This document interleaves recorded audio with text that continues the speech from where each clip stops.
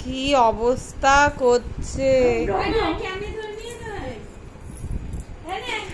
দেখেছো দেখেছো দেখেছো, আর দাঁড়াও না, এনে এনে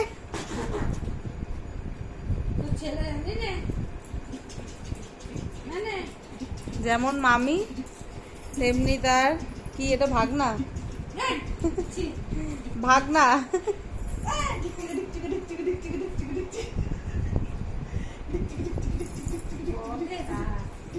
বিশাল বদমাইশ, লাইট বন্ধ করে কি করছে। ও মা, ও মা,